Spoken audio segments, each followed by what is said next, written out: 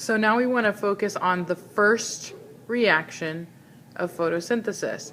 This is called the light-dependent reaction. It's also known as photosystem 2. And we told you the story behind why it's named photosystem 2 instead of photosystem 1, because that is the first one, actual step that's happening here. But we're going to stick with light-dependent cycle. I also want you to understand that it could be referred to as photosystem 2. For the light-dependent cycle to occur, water gets fed into it as the first step.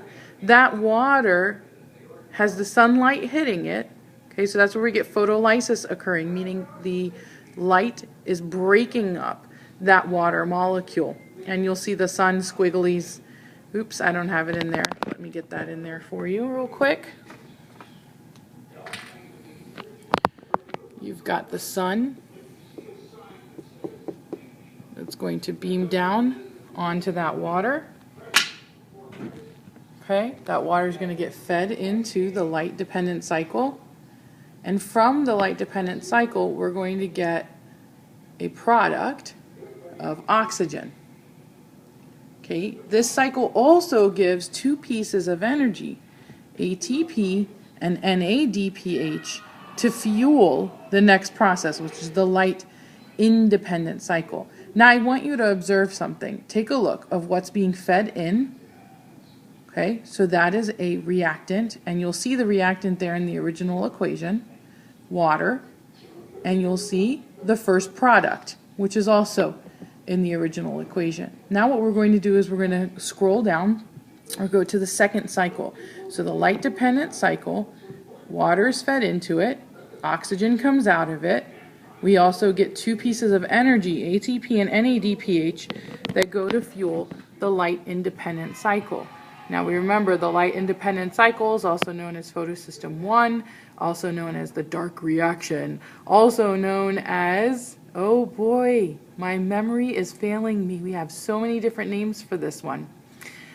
But you guys know that we have those names. Those are also in your notes. Let me take a step back here. So what gets fed into it? We get these two pieces of energy, ATP and NADPH, and they get fed into the light-independent cycle.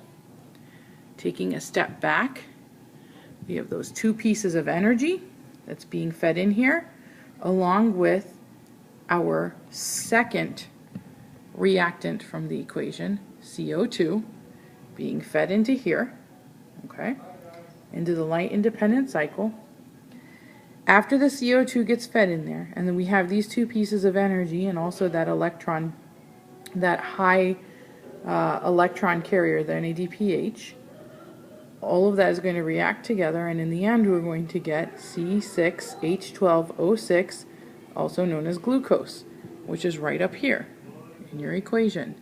Now most of you are masters at this by now, so what I want to do next is take a look at the whole thing, and that's photosynthesis, and then we're going to now take a step back and look at the next one, which is the cell respiration, and we're going to look at where it occurs and every step that involves in there.